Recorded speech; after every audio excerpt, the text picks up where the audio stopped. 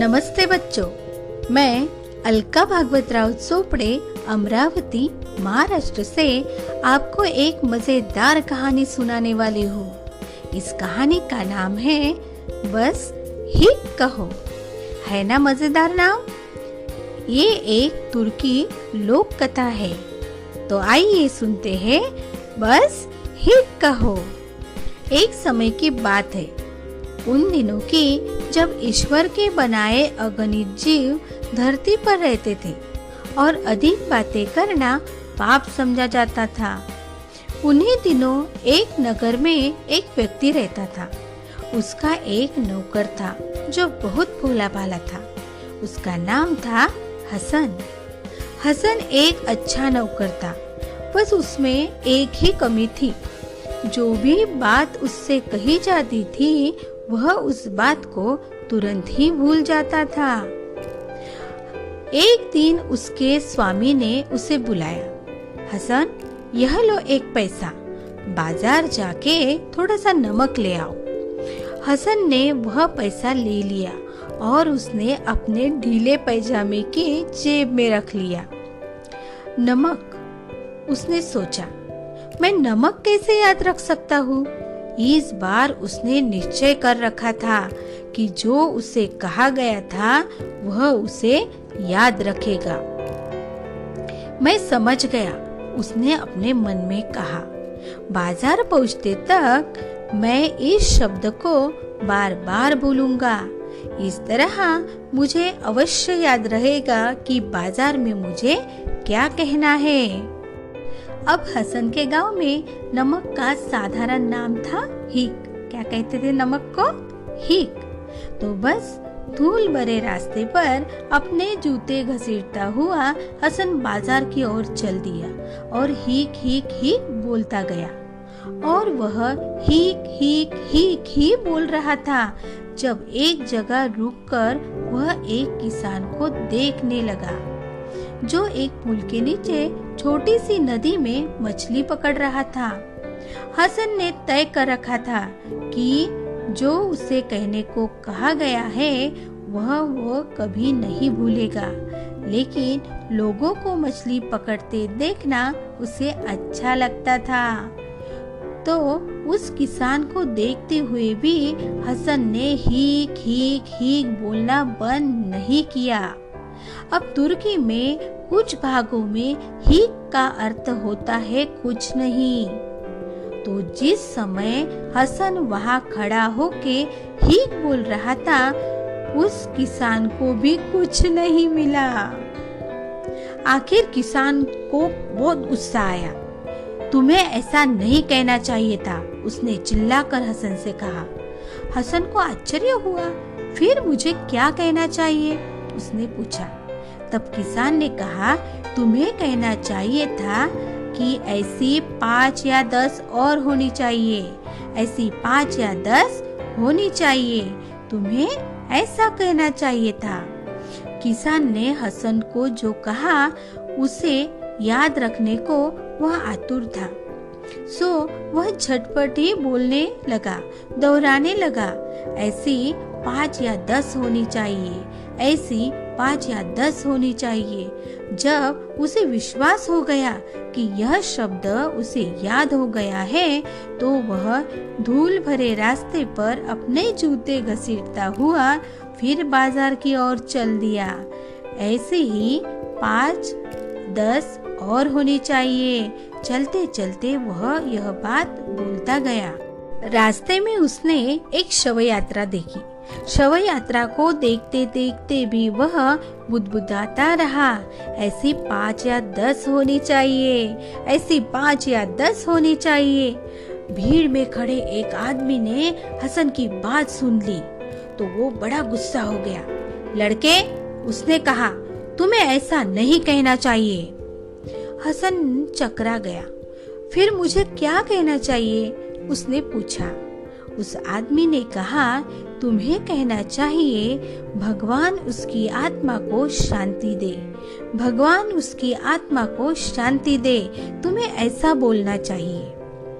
हसन ने उसके साथ ही दोहराया, भगवान उसकी आत्मा को शांति दे।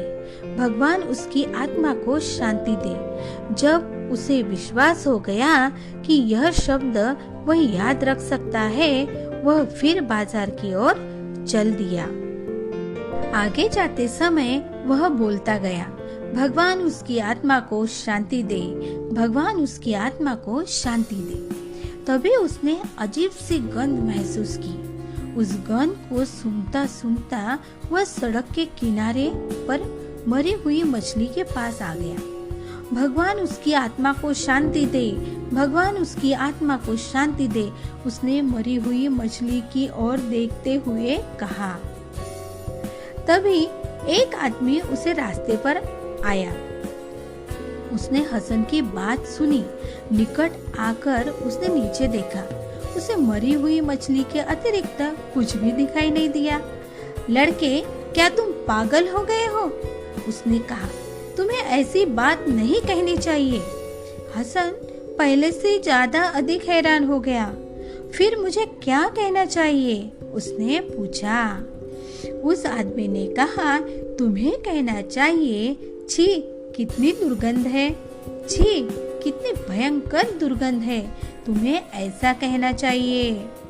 हसन की नाक ने उसे बताया कि यह बात सही थी। यह याद रखने के लिए उसे क्या कहना चाहिए, वह बार बार दोहराने लगा।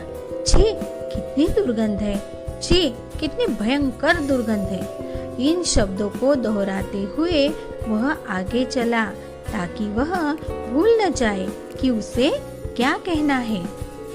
जैसे वह थोड़ा आगे गया, 3 औरतें हमाम से बाहर आई। तीनों खूब साफ सुथरी लग रही थी। उन्होंने हसन को यह कहते सुना, छी कितनी दुर्गंध है, छी कितनी भयंकर दुर्गंध है। बस औरतों ने पानी निकालने वाले कछले जमीन पर रख दिए और यह चिल्लाते हुए हसन पर पत्थर फेंकने लगी। तुम ऐसे कैसे कह सकते हो? तुमने ऐसा कहने का साहस कैसे किया? बेचारा हसन सच में घबरा गया। फिर मुझे क्या कहना चाहिए? उसने औरतों से पूछा। तब एक औरत ने कहा, तुम्हें कहना चाहिए, अरे कितना अच्छा है, ओहो कितना बढ़िया है, तुम्हें यह कहना चाहिए। हाँ, दूसरी औरत ने कहा, तुम्हें कहना चाहिए, अरे कितना अच्छा है, ओहो कितना बढ़िया है। हसन ने झुककर उनका अभिवादन किया और बोलने लगा, अरे कितना अच्छा है, ओहो कितना बढ़िया है। तीनों औरतों ने सिर हिलाया और मुस्कुराई और जूते घसीटता हुआ हसन बाजार की ओर चलता गया। चलते चलते वही कहकर वह वही बात दोहराने लगा। वह बार बार अरे कितना अच्छा है, ओहो कितना बढ़िया है, वह कह रहा था। उसने रास्ते में 2 आदमियों को आपस में लड़ते हुए देखा। वह कुछ देर रुक गया और उन दोनों की लड़ाई देखने लगा। जैसे ही एक ने दूसरे को गुस्सा मारा, वह बोला, अरे कितना अच्छा है। और जब दूसरे ने पहले वाले को मारा तो वह बोला, ओहो कितना बढ़िया है। बस उसकी बात सुनकर दोनों आदमी इतने क्रोधित हो गए कि उन्होंने आपस में लड़ना बंद कर दिया और हर एक ने हसन को जोर से गुस्सा मारा। तुम्हें ऐसा नहीं कहना चाहिए, पहले आदमी ने गुस्सा मारते हुए उसे कहा। हसन घबरा गया। उसने पूछा, फिर मुझे क्या कहना चाहिए? दूसरे आदमी ने कहा, तुम्हें कहना चाहिए, ऐसा मत करो महानुभाव, कृपया मत लड़ो। हाँ, तुम्हें यही कहना चाहिए था, पहले आदमी ने कहा। अब रास्ते पर चलते हुए हसन यही शब्द दोहराने लगा, ऐसा मत करो महानुभाव, कृपया मत लड़ो। वह तब तक दोहराता रहा जब तक उसे विश्वास न हो गया कि यह शब्द उसे याद हो गए थे। बाजार के पास एक गली में उसने 2 कुत्तों को लड़ते देखा। वह बड़े मजे से कुत्तों को लड़ता देखता रहा और बोलता रहा, ऐसा मत करो महानुभाव, कृपया मत लड़ो। उसके निकट खड़े एक आदमी बोला, क्या तुम पागल हो?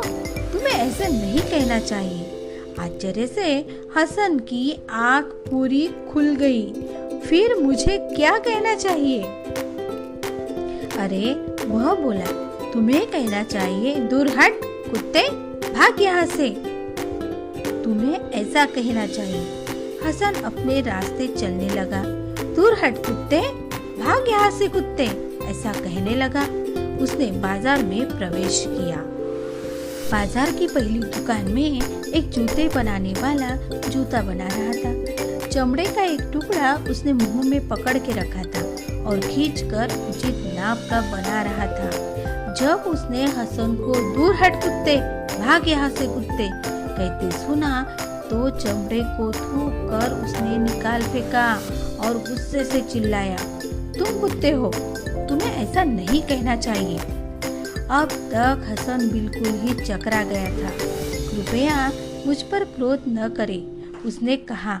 मुझे बताए कि मुझे क्या कहना चाहिए। और जूता बनाने वालों ने कहा, लड़के तुम्हें कुछ नहीं कहना चाहिए, बस बोलो हिक। ओह धन्यवाद, हसन खुशी से चिल्लाया। यही तो मुझे याद रखना था। और थोड़ा आगे आकर उसने नमक खरीद लिया। क्यों बच्चों, भुलक्कड़ हसन की कहानी सुनकर मजा आया ना? फिर मिलेंगे एक नई कहानी के साथ। धन्यवाद।